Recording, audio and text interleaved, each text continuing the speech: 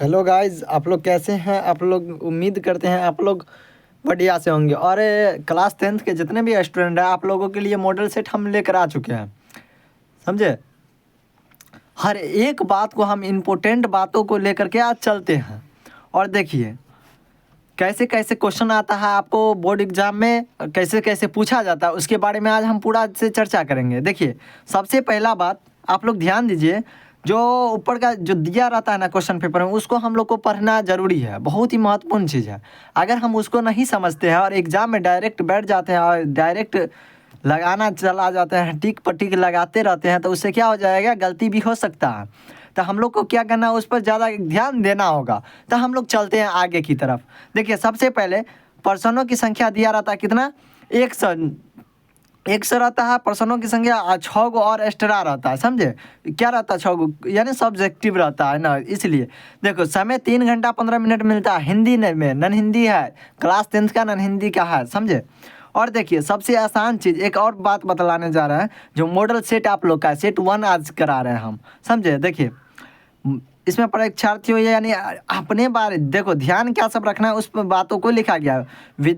यानी दिया गया है परीक्षार्थी हो, OMR जो रहता है ना, मार्कशीट पेपर, समझे, उस पर ध्यान देना होगा। क्या चीज़ से, देखो उत्तर पत्रक पर अपना प्रश्न पुस्तिका क्रमांक 10 अंकों का आवश्यक लिखिए, यानी 10 अंक का ना उस पर लिखना जरूरी है। अब देखो परीक्षार्थी यथासंभव अपने शब्दों में उत्तर दे, ये सब पहले पढ़ लेना है, इतना आप अपने से भी पढ़ सकते हैं। एक इंपॉर्टेंट चीज़ रहता है, जो 100 को ऑब्जेक्टिव मिलता है उसमें से कितना बनाना होता है, 50 ऑब्जेक्टिव बनाना होता है। तो देखिए लिखा हुआ है ना, देखो खंड 2 भागों में दिया रहता है प्रश्न, खंड क और जैसे यहाँ लिखा गया है अ और व, यानी क ख में रहता है, क और घ में रहता है, समझे। तो देखिए खंड अ में जो रहता है ना, 100 रहता है ऑब्जेक्टिव, उसमें से कितना बनाना है, किन्हीं 50 को ही बनाना है, टिक करना है। तो देखिए सबसे पहले प्रश्न पर हम लोग आज चलते हैं। जैसे देखिए पूछा क्या जा रहा है, तू जिंदा है तो कविता में जीवन किस पक्ष की वर्णन किया है।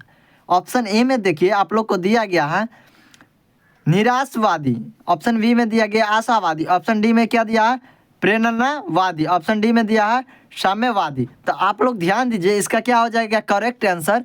तो आप लोग बोलिएगा आशावादी थे। तू जिंदा है के जो कवि थे ना, वो कैसे थे, उसमें क्या चीज़ के बारे में जिक्र किए थे, तो तू जिंदा है तो जिंदगी के जीत पे यकीन कर, बोले थे ना। उसमें जो थे ना आशावादी, यानी आशा को, आशा सबको दे रहे थे। अब देखो कवि स्वर्ग कहाँ उतारने को कह रहे थे, कवि क्या बोल रहे थे, अगर तू जिंदा है तो जिंदगी के जीत में यकीन कर, कहीं है स्वर्ग तो उतारला कहाँ, जमीन पे। तो इसका जो हो जाएगा, कवि स्वर्ग कहाँ उतारने की बात कर रही थी, तो कवि बोल रहे थे जमीन पर उतारने की बात, समझे। अब देखिए तीसरा में क्या बोला जा रहा है, ऑब्जेक्टिव तीसरा नंबर पर ध्यान दीजिए आप लोग। बोला क्या जा रहा है, मोहसिन मेले में कौन सी मिठाई खरीदता है। मोहसिन जो था, जो अमीना की कहानी पढ़े हैं ना, ईदगाह चैप्टर, उसमें मोहसिन जो लड़का था नाम का, वो किस चीज़ का, जैसे किस मिठाई को खरीदना चाहता है खिलौने में। तो देखो वो जो रहता है ना, रबड़ी जो होता है, रबड़ी मिठाई, उसको खरीदता है। रमज़ान के महीने में मुसलमान क्या रखते हैं, रमज़ान के महीने में जो होता है मुसलमान, ऑप्शन ए व्रत, उपवास, रोज़ा, कुछ भी नहीं। तो रमज़ान क्या चीज़ के लिए फेमस है, रमज़ान रोज़ा रखा जाता है, ना कि उपवास, ना कि व्रत, समझे। तो रमज़ान में क्या चीज़ रखा जाता है, रोज़ा। तो ऑप्शन नंबर आपका सी हो जाएगा करेक्ट, समझे। अब 5 नंबर पर हम लोग चलते हैं। क्या चीज़ बोला जा रहा है, मोहसिन के पास कितने पैसे हैं, मोहसिन के पास कितने पैसे थे, समझे। तो मोहसिन के पास कितने पैसे थे, तो ऑप्शन दिया हुआ है 10, ए में है 10, बी में है 12, सी में क्या 15, डी में क्या है 20। तो मोहसिन के पास कितना पैसा था, तब 15 पैसा था, समझे। तो ऑप्शन सी करेक्ट हो जाएगा। अब देखिए आज के काम को कल पर टालने को क्या कहते हैं, दुर्ग सूत्री कहते हैं, याद रखिएगा। अगर हम जो बोला नहीं गया, कवि क्या बोलते हैं, जो जो काल करे सो आज करे, जो आज करे सो अब, पल में बहुरिया पल्ले होगी कब, यानी कि क्या, जो कल करेंगे सो हम आज ही क्यों ना कर ले, जो आज करेंगे सो अभी क्यों ना कर ले। इस बारे में कौन बोलते हैं, कवि हमारे बोलते हैं। कवि का नाम क्या है मालूम है आप लोग को, कवि का नाम आप लोग को याद होना चाहिए, समझे। और ये क्वेश्चन है आप लोगों के लिए, समझे, कवि का नाम याद करके आइएगा। देखिए कर्मवीर कविता के रचयिता कौन है, कर्मवीर कविता है, समझे। इसका रचयिता पूछ रहा है यानी लेखक कौन है। ऑप्शन ए में दिया गया हरिऔध, ऑप्शन बी में दिया गया प्रेमचंद, ऑप्शन डी में दिया गया कबीर, ऑप्शन डी में दिया गया बिहारी। तो क्या होगा, हरिऔध जो थे ना वो कर्मवीर कविता के क्या थे, रचयिता थे यानी लिखने वाले थे। कर्मवीर वर्तों को काट कर क्या बना देते थे, कर्मवीर जो थे वह क्या पर्वतों को काट करके क्या बनाने के बारे में सोच रहे थे, तो सड़क। कर्मवीर सोच रहे थे जितना भी कठिनाई आते हैं हमारे लाइफ में यानी जीवन में, उसको हम क्या करें, सरल बना दें, समझे। तो वो बोल रहे थे क्या चीज़, पर्वत को काट करके हम सड़क बना देंगे, समझे। तो ऑप्शन नंबर आपका बी करेक्ट हो जाएगा। अब देखिए 9 नंबर प्रश्न पे हम लोग चलते हैं। कलम के जादूगर किन्हें कहा जाता है, यानी कलम जो था, कलम उसका जादूगर किसे किसे कहा जाता है, तो राम वृक्ष मैनापुरी जो थे ना उनको। इसका कविता आप लोग को याद होना चाहिए, जादूगर वाला। अब देखो बाल गोविंद भगत कैसी रचना है, बाल गोविंद भगत जो थे उसका रचना है कैसी, यानी कि क्या चीज़ करते थे वो, शब्द चित्र बनाते थे या रिपोर्ट तार्ज करते थे, रेखा चित्र बनाते थे, नाटक करते थे, वो क्या करते थे। तो आप लोग को मालूम होना चाहिए क्या करते थे वो। तो वो जो थे ना वो राम रेखा चित्र बनाते थे, क्या चीज़, यानी किसी भी चीज़ हो उसका क्या करते थे, रेखा यानी वर्णन करते थे वो, समझे। अब देखो एक और बहुत इंपॉर्टेंट चीज़ है और क्वेश्चन ध्यान दो क्या बोला जा रहा है। जैसे इसमें अगर हम पूछ ले बाल गोविंद भगत अपने खेत की पैदावार भेंट रूप से कहाँ दे आते थे। बाल गोविंद भगत क्या थे, पेशे से क्या थे, पंडित थे, क्या थे वो। एक ये भी क्वेश्चन बनता है बाल गोविंद भगत किस रंग का पगड़ी पहनते थे, समझे, ये भी बनता है। तो आपसे पूछेंगे, अभी याद करके रखिए, लेकिन यहाँ ध्यान दीजिए पूछा क्या जा रहा है।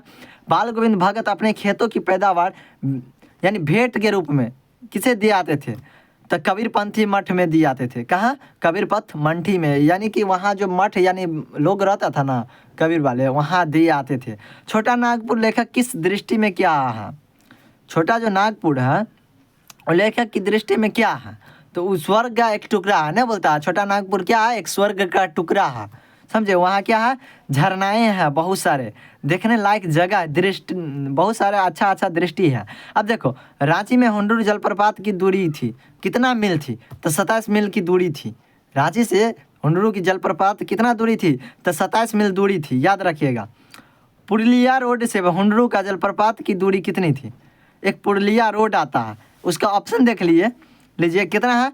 ए में है 13 मील, बी में क्या है 16 मील, सी में क्या है 14 मील और डी में क्या है 17 मील। तो आप लोग बोलिएगा 14 का क्या हो जाएगा, 14 का ए हो जाएगा 13 मील। कितना था, 13 मील था, समझे।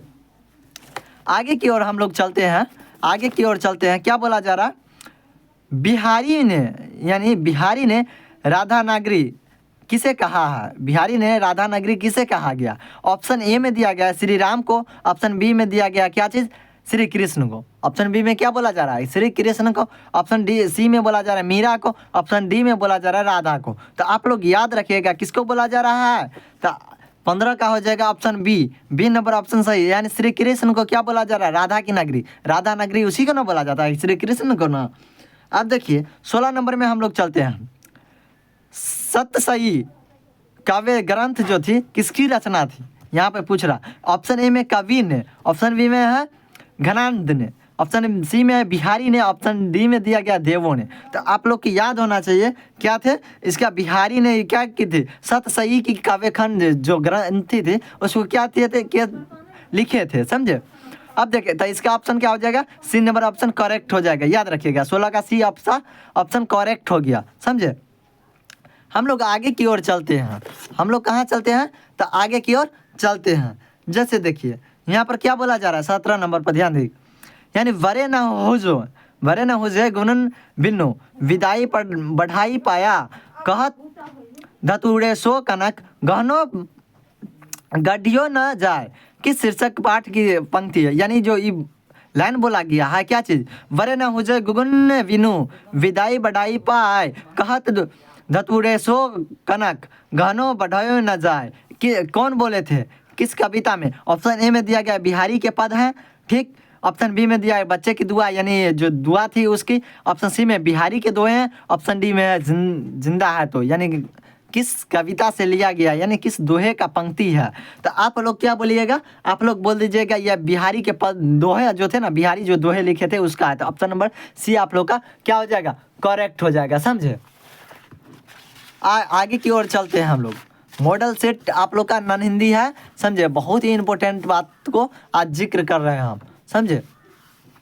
देखिए क्या बोला जाए, सिरचन जो सिरचन था, सिरचन को पान का बीरा किसने दिया था, सिरचन को पान का बीरा किसने दिया था। बात को आप लोग नोट करिए। सिरचन जो थे ना उसको पान का बीरा कौन दिए थे।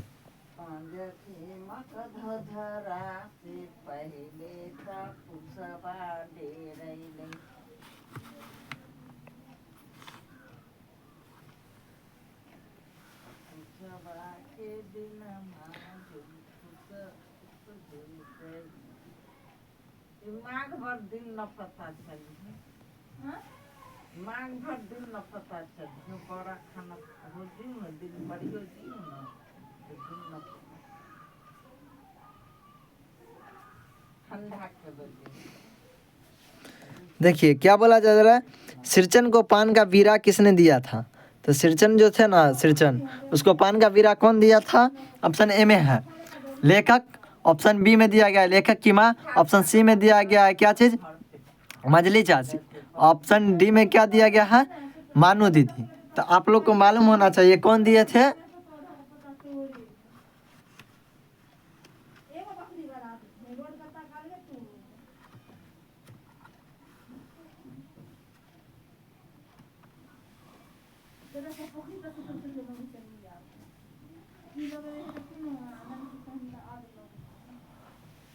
सिरचन को पान का बीरा कौन दिया था, सिरचन को। तो आप लोग को पता होना चाहिए कौन दिया था सिरचन को पान का बीरा।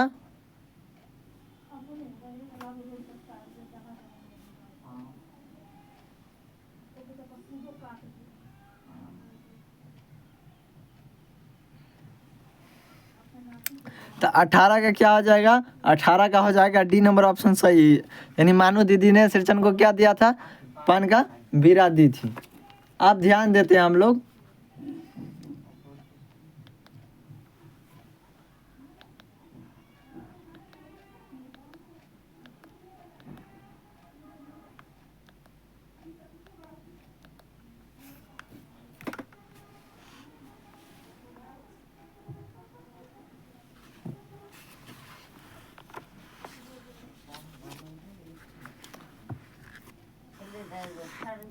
अब देखिए 19 नंबर प्रश्न पर हम लोग चलते हैं।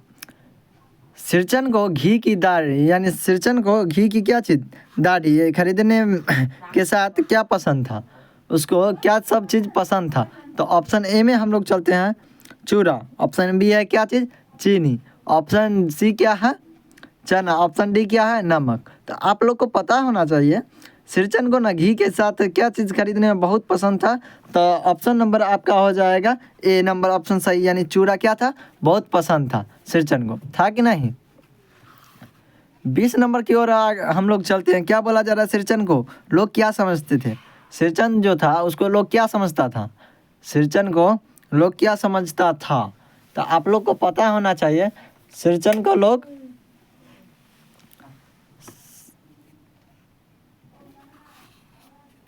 लोग चटोर यानी चालाक समझता था ना, समझे। सिरचन को क्या समझता था, चालाक समझता था लोग, समझे।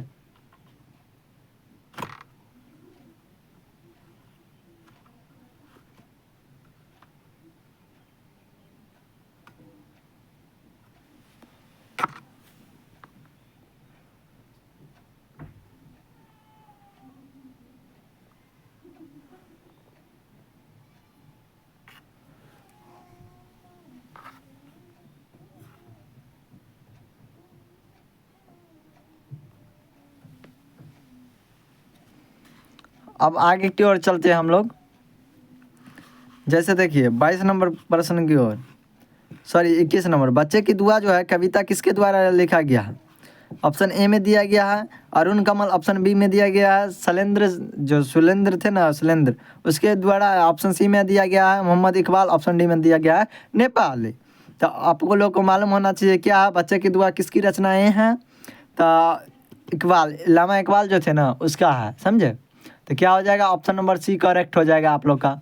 और 22 नंबर की ओर आगे बढ़ते हैं हम लोग। क्या बोला जा रहा है, बच्चे की दुआ शीर्षक कविता के दुआ कौन कर रहा है, यानी बच्चा के दुआ जो है शीर्षक कविता की दुआ कौन कर रहा है। तो कवि कर रहे हैं, देशवासी कर रहे हैं, देश युवा कर रहे हैं, या बच्चा कर। तो बच्चे की दुआ कौन कर रहा है, बच्चा ही ना कर रहा है। तो ऑप्शन नंबर आपका क्या हो जाएगा, बी नंबर ऑप्शन करेक्ट हो जाएगा, 22 का बी। 23 नंबर चलते हैं। हो मेरे दम से यूं ही मेरे वतन की जीनत, जिस तरह से फूल से होती है चमन की जीनत। यह पंक्ति शीर्षक कविता की है, यानी कि कौन कविता की, तो बच्चे की दुआ। आप लोग को याद होना चाहिए किस कविता की है, तो बच्चे की दुआ, यानी कि ऑप्शन नंबर आपका 20 करेक्ट हो जाएगा। पद्मा कौन थी, पद्मा कौन थी, तो आप लोग को मालूम होना चाहिए पद्मा कौन थी। तो 24 का हो जाएगा आप लोग का, पद्मा कौन थी, तो कलिंगी महाराज की बेटी थी। पद्मा कौन थी, कलिंगी महाराज की बेटी, ऑप्शन नंबर ए करेक्ट हो जाएगा। बौद्ध भिक्षु के सामने, बौद्ध भिक्षु के सामने अशोक जो थे, बौद्ध भिक्षु के सामने अशोक और उसके सभी सरदार किस रंग के वस्त्र धारण किए थे। तो आप लोग को पता होना चाहिए, पीला रंग के जो वस्त्र थे ना उसको क्या किए थे, वो धारण यानी पहनते थे उसके सामने। कलिंग महाराज की कन्या का नाम क्या था, कलिंग की जो कन्या यानी बेटी थी, वहाँ के राजा की बेटी, उस कौन सी कलर की क्या बनती थी, यानी कपड़ा, यानी क्या उसका नाम क्या था। तो यहाँ पे नाम का बात हो रहा है, कपड़ा का नहीं, सॉरी नाम का। तो वो क्या था, पद्मा था, यानी पगा था, पद्मा था कि लीला था, या लीलावती था। तो आप लोग को पता होना चाहिए क्या चीज़ था। तो इसका हो जाता है कलिंग का पद्मा नाम ना था, कलिंग के महाराज की कन्या का नाम क्या था, पद्मा नाम था। तो बी नंबर ऑप्शन आप लोग का क्या हो जाएगा, करेक्ट हो जाएगा, समझे। ऋषिया तू ना गई, ऋषिया तू ना गई मेरे मन से निबंध है, ये किस कविता यानी कहाँ से लिया गया है, कौन लिखे थे। जैसे ऑप्शन ए में दिया गया विवरणात्मक है, या विचारात्मक है, या क्या है विश्लेषणात्मक है, या इनमें से कोई नहीं है। तो आप लोग बोल सकते हैं क्या चीज़ है, तो यह जो है यह विचारात्मक है, यानी उसके मन में विचार आता है, क्या आता है, विचार आता है। ऋषिया तू न गई मेरे मन में, पाठ में कवि साहब ने बगल में कौन से रहते हैं, यानी कौन रहते हैं उसके बगल में, जो ईर्ष्या क्या करते हैं, ईर्ष्या यानी जलन उसके शरीर में पैदा होता है, जलन।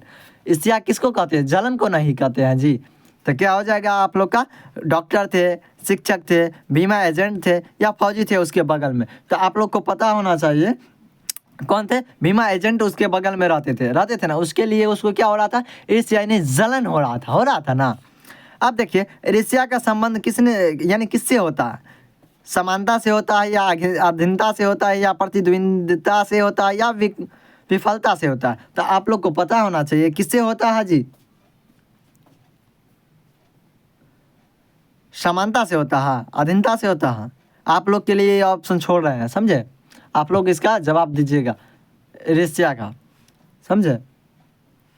चलते हैं 30 नंबर की ओर। कवि के अनुसार, यानी कवि जो थे उसके अनुसार ईश्वर कहाँ निवास करते थे, ईश्वर यानी भगवान यानी देवता कहाँ ये क्या करते थे, निवास यानी रहते थे। कवि के अनुसार देव यानी देवल में, यानी देवताओं के में, यानी मस्जिद में, काव्य कैलाश में, या सच्चे हृदय में। तो आप लोग को पता होना चाहिए कहाँ ये देवता जो होते हैं, अल्लाह जो होते हैं, ईश्वर जो होते हैं, भगवान जो होते हैं, कहाँ रहते हैं, तो सच्चे हृदय में, यानी मन के हृदय अगर शुद्ध होना तो क्या हो जाएगा, वहाँ भी वास होता है, रहता है कि नहीं, तो रहता है जी। तो क्या हो जाएगा, सच्चे हृदय में। अब देखिए क्या बोला जा रहा है, मोको शब्द का प्रयोग हुआ है, मोको जो है शब्द का प्रयोग हुआ है कवि के लिए, ईश्वर के लिए, जनता के लिए, या भक्त के लिए। तो आप लोग क्या बोलिएगा, मोको जो शब्द है किसके लिए प्रयोग होता है, तो मोको शब्द किसके लिए प्रयोग होता है, तो ईश्वर के लिए प्रयोग होता है, समझे, ईश्वर के लिए, यानी कि ऑप्शन नंबर बी आपका क्या हो जाएगा, करेक्ट हो जाएगा, समझे, ऑप्शन नंबर बी।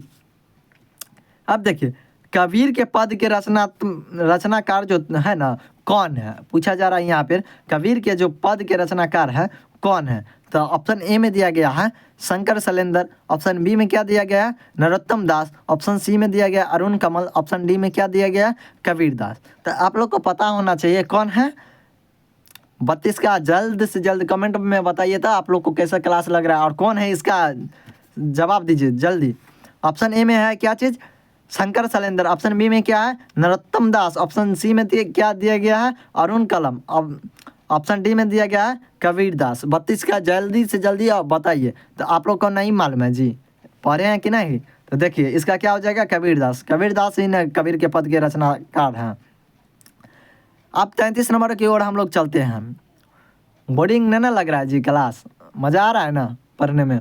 देखिए पूरा मज़ा आएगा, सिर्फ आप लोग ध्यान दीजिए। क्या बोला जा रहा है, विक्रमशिला विश्वविद्यालय जो थे ना, विक्रमशिला विश्वविद्यालय के समृद्ध पुस्तकालय में के किस विषय में संबंधित ग्रंथ मौजूद थे, यानी जो वहाँ पे ग्रंथ था किसके विषय में मौजूद था। ऑप्शन ए में दिया गया तंत्र विद्या एवं तर्क विधा। क्या है, तंत्र विद्या एवं तर्क विधा। ऑप्शन बी में दिया गया प्रारंभिक दर्शन। ऑप्शन सी में बौद्ध दर्शन। ऑप्शन डी में क्या है, उपयुक्त सभी। तो आप लोग को मालूम होना चाहिए क्या था, उपयुक्त सभी, यानी सभी के बारे में वहाँ क्या था, ज्ञान की बातें हो रहा था, समझे। विक्रमशिला विश्वविद्यालय की स्थापना किसने की थी? विक्रमशिला जो विश्वविद्यालय है उसकी रचना कौन किया था, यानी स्थापना कौन किया था? ऑप्शन ए में है राजा विक्रमादित्य ने। ऑप्शन बी में दिया गया है राजा रतन सोने ने। ऑप्शन सी में दिया गया है राजा भोज ने। ऑप्शन डी में दिया गया क्या चीज़, राजा धर्मपाल ने। तो आप लोग को मालूम होना चाहिए कौन थे, Raja Dharmapal. Option number D correct हो जाएगा, समझे। यहाँ चलते हैं, क्या है, दीदी की डायरी। दीदी की क्या है, डायरी, समझे। हम लोग चलते हैं कहाँ, तो दीदी की डायरी की ओर। अब देखिए दीदी की जो डायरी है हिंदी गद्य की कैसी विधा है, दीदी की डायरी हिंदी गद्य की कैसी विधा है। ऑप्शन ए में दिया गया पुरानी विधा। ऑप्शन बी में दिया गया है नई विधा। ऑप्शन सी में है क्या चीज़, प्राचीनतम विधा। ऑप्शन डी में क्या है, वैकल्पिक विधा। तो आप लोग को मालूम होना चाहिए क्या चीज़ है, तो आप लोग जवाब दीजिए तो जल्द से जल्द। क्या है जी, 35 का क्या होगा, तो 35 का क्या हो जाएगा, नई विधा। दीदी की जो डायरी थी हिंदी गद्य की कैसी विधा है, तो नई विधा। उन्होंने डायरी में जो लिखती थी नई का ही बात ना लिखती थी जी। अब देखिए संजू स्वभाव के कैसे थे, संजू जो था वो स्वभाव का कैसा था, तो आप लोग क्या बोलोगे, संजू जो था उस स्वभाव का क्या था, हंसमुख लड़का था, हंसमुख था ना जी। अब देखिए ऐसे भी क्वेश्चन आता है, प्राकृतिक चित्रण यानी कविता की उल्लेखनीय विशेषताएं हैं, यानी उसमें सबसे विशेष वाली बात क्या थी, तब पंक्तिवादी था यानी प्रगतिवादी था, या प्रयोगवादी था, या छायावादी था, या क्या था, रीतिकालीन था। तो आप लोग को मालूम होना चाहिए क्या था उसमें, तो उसमें जो था वो छायावादी के बारे में बात हो रहा था, समझे। अब देखते हैं हम लोग कहाँ चलते हैं, तो आगे की ओर चलते हैं। 38 नंबर प्रश्न की ओर बढ़ते हैं हम लोग। तो 38 नंबर प्रश्न की ओर में क्या बोला जा रहा है, जल के ऊपर उठता, जल के ऊपर उठता और क्या है, मृणाल फुनगी पर लिखता कमल लाल पंक्ति किस कविता से है। ये जो लिखा गया कविता किस कविता से है, तो आप लोग का ऑप्शन नंबर ए दिया गया है, क्या है, पीपल। ऑप्शन बी में दिया है बच्चों की दुआ। ऑप्शन सी में दिया गया है झांसी की रानी। ऑप्शन डी में क्या है, करमवीर। तो आप लोग जवाब दीजिएगा 38 का क्या हो जाएगा, तो 38 के पीपल से न लिया गया जी। ए नंबर ऑप्शन क्या हो जाएगा, करेक्ट हो जाएगा। करेक्ट और नंबर क्या हो जाएगा, ए नंबर ऑप्शन करेक्ट हो जाएगा। 39 पे हम लोग चलते हैं, क्या बोला जा रहा है, कोलकाता। कोलकाता में है, कोलकाता में क्या चीज़ स्थित है, तो मीनाक्षी मंदिर, स्वर्ग मंदिर, या बेलूर मठ, या अमरनाथ गुफा। तो आप लोग क्या बोलिएगा, तो इसका हो जाएगा बेलूर मठ, यानी बेलूर जो मठ है कहाँ है स्थित, तो कोलकाता में स्थित है। उसी के बारे में ना हम लोग जानते हैं जी। अब देखिए क्या बोला जा रहा है, दीनबंधु जो था, दीनबंधु निराला निबंध में लेखक कौन है। ये दीनबंधु जो है इसका जो का ये है निबंध, इसका लेखक कौन है, तो आप लोग को मालूम होना चाहिए कौन है जी। 40 का कौन हो जाएगा, तो 40 का हो जाएगा आपका सॉरी आचार्य शिवपूजन नाथ था जी। क्या हो जाएगा, आचार्य शिवपूजन सहाय। दीनबंधु के बारे में ना बात हो रहा। पीपल पाठ के लेखक कौन है, इसका बोलिए, पीपल जो है इसका बोलिए, इसका लेखक कौन है, पीपल पाठ का लेखक कौन है। 41 नंबर प्रश्न का, तो आप लोग क्या बोलिएगा, पीपल याद होना चाहिए सबको, गोपाल सिंह नेपाली थे। कौन थे, गोपाल सिंह नेपाली थे, समझे। अब देखिए 42 नंबर की ओर हम लोग चलते हैं। क्या बोला जा रहा है, मुक्ताकाशी होटल का मालिक कौन था। मुक्ताकाशी जो होटल था उसका मालिक कौन था, तो आप लोग का ऑप्शन ए में है खेमा। ऑप्शन बी में है कसारा। ऑप्शन सी में लेखक। ऑप्शन डी है इनमें से कोई नहीं।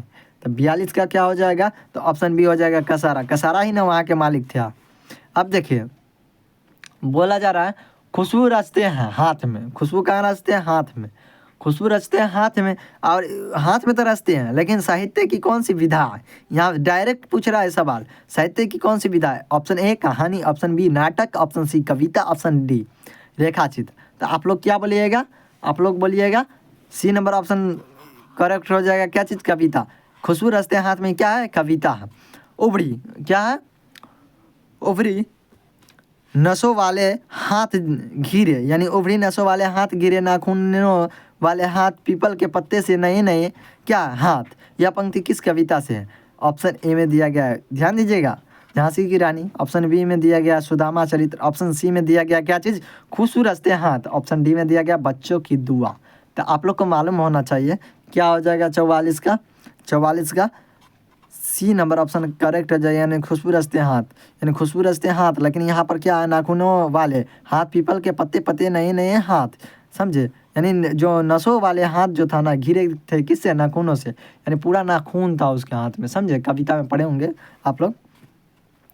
राज्य स्तरीय, अब यहाँ चलते हैं हम लोग, क्या चलते हैं? 44 नंबर की ओर हो गया ना 44, 45 नंबर की ओर चलते हैं। क्या बोला जा रहा है? राज्य स्तरीय एथलेटिक, राज्य स्तरीय जो है क्या है? एथलेटिक्स प्रतियोगिता में प्रतिभागी बनकर जो जमालपुर कौन गई थी? जमालपुर जो गया था, कौन गया था? तो ऑप्शन ए में दिया गया कदम, ऑप्शन बी में दिया गया सोनी, ऑप्शन सी में क्या है? जैनब खानम, ऑप्शन डी में इनमें से कोई नहीं। तो आप लोग को मालूम होना चाहिए जो सोनी जो थी वो कहाँ गई थी? तो एथलेटिक प्रतियोगिता जो प्रतिभागी बनी थी ना, तो वो जमालपुर गई थी, समझे? तो हौसले की उड़ान में किसकी उड़ान की चर्चा की गई है? हौसले की जो उड़ान है उसमें किसकी चर्चा की गई है? ऑप्शन ए में देख लीजिए बिहारी के बेटे के, यानी बेटों की। ऑप्शन बी में है बिहारी के बेटियों की। ऑप्शन सी में बिहार के लेखकों की। ऑप्शन डी में क्या है? बिहार के नेताओं की। तो 46 नंबर में क्या हो जाएगा? बिहारी की बेटियों न गई थी जी। हौसले की उड़ान किसका? तो बिहारी की बेटियों की। हौसले की उड़ान पाठ में बिहारी की यानी बिहार के कितने बेटियों की चर्चा की गई है? तो हौसले की उड़ान में बिहार के कितने बेटियों की चर्चा की गई है? तो आप लोग को पता होना चाहिए चार बेटियों की क्या किया गया है? चर्चा किया गया है, समझे? अगस्त क्रांति कब हुई थी? बहुत इंपॉर्टेंट चीज़ है बाबू, ध्यान दो। अगस्त क्रांति जो था वो कब हुई थी पूछा जा रहा है, समझे? मॉडल सेट में दिया है तो ये वाला जरूर पूछेगा, पूरा गारंटी है। तो ऑप्शन में याद रखिएगा कब हुआ था अगस्त क्रांति? तो आप लोग याद रखिएगा 19 जो है ना 42 में हुआ था अगस्त क्रांति। कर्पूरी ठाकुर बिहार के मुख्यमंत्री कितनी बार बने थे? बहुत ही इंपॉर्टेंट चीज़ है, बहुत ही इंपॉर्टेंट सवाल है। कर्पूरी ठाकुर जो था बिहार के मुख्यमंत्री कितनी बार बने थे? तो आप लोग बोल सकते हैं कितने बार बने थे? कर्पूरी ठाकुर जो था बिहार के मुख्यमंत्री कितनी बार बने थे? तो आप लोग बोल सकते हैं कितनी बार? 2 बार बन चुके हैं, समझे? 2, ऑप्शन नंबर बी करेक्ट हो जाएगा। गरीबों का मसीहा किसे कहा जाता है? गरीब जो था उसका मसीहा किसे कहा जाता था? तो आप लोग देख सकते हैं ऑप्शन ए में क्या बोला जा रहा है? जयप्रकाश यानी प्रकाश नारायण। ऑप्शन बी में है यानी अटल बिहारी वाजपेयी। ऑप्शन सी में है कर्पूरी ठाकुर। ऑप्शन डी में दिया गया है राम मनोहर लोहिया। तो 50 का क्या हो जाएगा? Karpoori Thakur, option number C correct. आज हम 50 ही करा रहे हैं, समझे? 50 ऑब्जेक्टिव कराए हैं, उसमें से आप लोग देखते हैं, आप लोग टेस्ट लगाइएगा। सो हम एक बात बोलना चाह रहे हैं, जो हम बताए हैं इतना चीज़ अगर नहीं पूछा जाता एग्जाम में तो आप लोग बोलिएगा पिछला आप मॉडल से नाम कराना, क्वेश्चन बैंक आप लोग देख लीजिएगा। ये सब बातें जो है ना, इसमें से बहुत ऐसा क्वेश्चन जो है निचोड़ के दिया जाता है, समझे? इसमें से बहुत सारे बातें पूछा गया। तो आप लोग को कैसा लगा क्लास आज का? 50 को ऑब्जेक्टिव बनाए हैं, तो आप लोग कमेंट में बतलाइएगा। मॉडल सेट 1 पार्ट 1 वीडियो, समझे? पार्ट 2 भी इसका आएगा, यानी 50 और कराएंगे, 100 ऑब्जेक्टिव। टोटल 10 वीडियो बनाएंगे और पूरा पार्ट जो है ना 5 सेट करा देंगे। जय हिंद, जय भारत। आज का क्लास कैसा लगा आप लोग कमेंट में बतलाइएगा प्लीज़। और जो बच्चा नया है अपने दोस्त यार को जोड़िए, और जो बच्चा नया है वो सब्सक्राइब करिए, लाइक करिए वीडियो को, समझे? शेयर करिए। Thank you, all the best. जय हिंद, जय भारत।